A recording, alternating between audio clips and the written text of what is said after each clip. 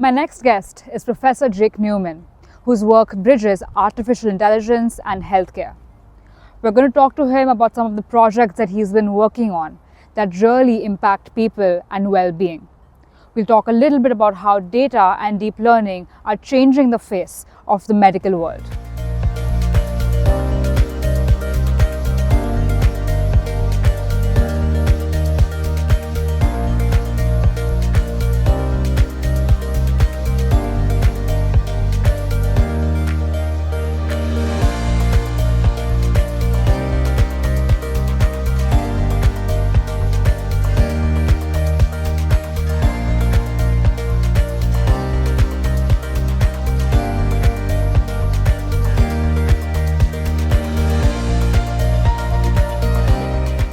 Hello and welcome to the AICON podcast, where we speak to higher education institutions from across the world to understand what's happening in the ever-changing world of education. Today, we're at the University of East Anglia. In fact, this background was also seen in the movie Avengers: Age of Ultron. We have some very interesting conversations lined up today. My name is Janhavi, and those conversations are brought to you by Java and Skoda. Professor Newman, thank you so much for being on set today with us. Thank you very much for inviting me. Of course. So when I was looking at some of the work that you do, I noticed that you've worked on a variety of things. You've worked on things like AI, deep learning, stock market prediction. What got you started in this field?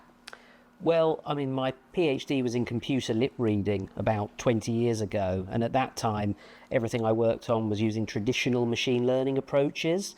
But as I moved to a new project involving a medical device called Dakhava, we quickly determined that actually deep learning and AI techniques are much better suited to complex problems like detecting signals from continuous eye movement data, such as recorded by the Dakhava device. So it was out of necessity, and it quickly turned into a passion when I realized how much innovation there is in this area. And to talk a little bit about your project, Dakhava, Yeah. I believe it's to help with vertigo. That's right. So patients who have vertigo get this very unpleasant spinning sensation, even though they are still. And the problem is, by the time they go and see their doctor, they're not usually feeling dizzy. Mm-hmm. So we developed a device that they can wear in the community, in their own home. If they have a dizzy attack, it would record that. And then when they go back to see their doctor, the doctor can review the data captured by the device, review the output of my algorithms which detect these periods of dizziness, and then provide a diagnosis to the patient, give them access to the correct treatment, hopefully make them feel better. Right. How is that different from perhaps the traditional methods of helping people who have vertigo? So before our device, you'd typically see 4.5 clinicians, probably round that up to 5. Quite difficult to see 4.5 people, but you'd see a number of clinicians, you'd have a number of tests. Some of them are quite unpleasant, so water in your ears, warm water or cool water that makes you feel very dizzy. A doctor might have several attempts at trying to provide a diagnosis before you get the correct diagnosis. So there's essentially a lot of time and dizziness that you have to put up with before you would actually get your diagnosis. The idea behind our device is you wear the device for 30 days, and at the end of it, a doctor should be able to tell you what's wrong with you and give you the correct treatment. Mm-hmm. Got it. You've also worked on AI to help out with everyday activities, right? Can you talk a little bit about those projects as well? Sure. So one thing we're looking to apply the Dakhava device to is classifying activities of daily living. The idea being that patients with neurodegenerative conditions like Alzheimer's disease struggle to do things like dress themselves, prepare food, and so those kind of activities would be judged by a caregiver or by a clinician, and that's a very subjective process. So kind of just watching somebody and seeing how well you think they're getting dressed, for instance. We think we can use our device to objectively measure how well somebody is putting on clothes or preparing a meal. And those objective measures mean that we can more accurately describe somebody's ability to live independently. We can accurately look at the effect of treatments. So is somebody getting better? Is their ability to dress themselves improving? And it could potentially help with drug development as well. So if you have a drug trial and you give somebody the Dakhava device to wear while they're on a course of treatment, you can hopefully use our device to measure how well somebody is getting dressed at the start of their drug treatment compared to the end of their drug treatment. And then that can help you more quickly decide whether or not a drug is effective or not. Got it. And I think some of your work would also require collaboration with, say, psychologists or doctors from other medical streams, right? What's that been like for you? And do you think that is important and for AI to also have a role over here in terms of, say, healthcare or helping patients or other ways where AI can actually pitch in?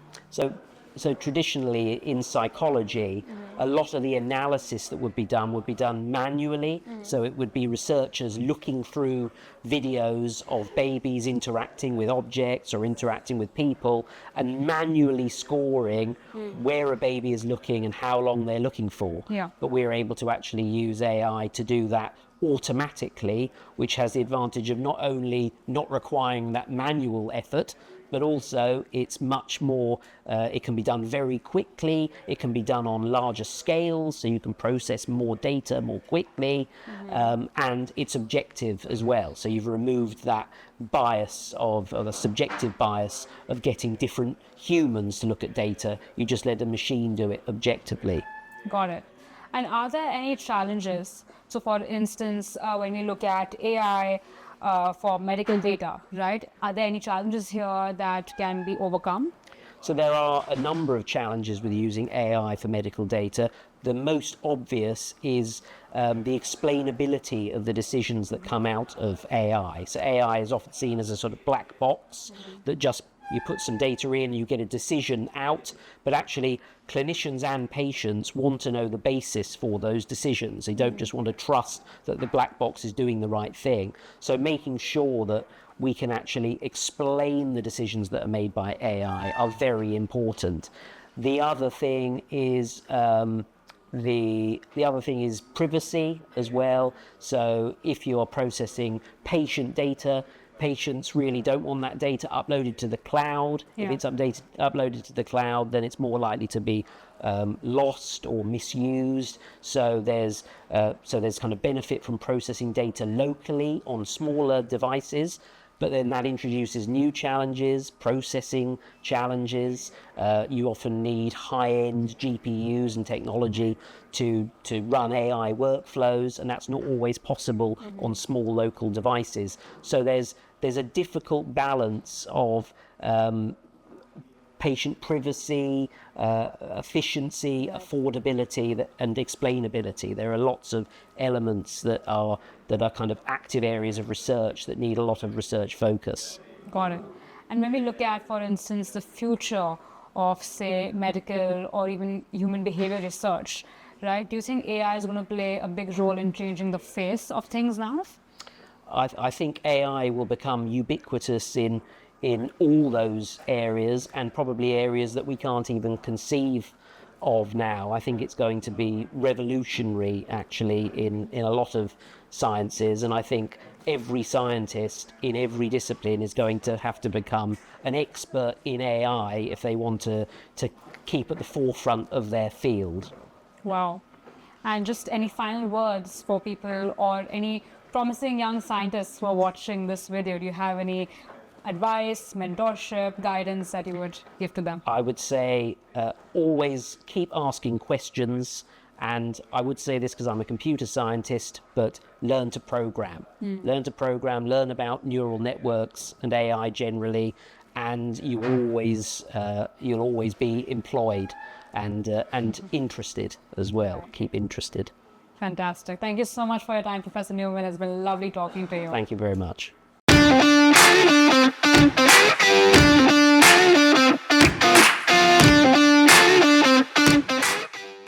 I've noticed that you have also collaborated with a lot of psychologists. How does that relate to your work in AI?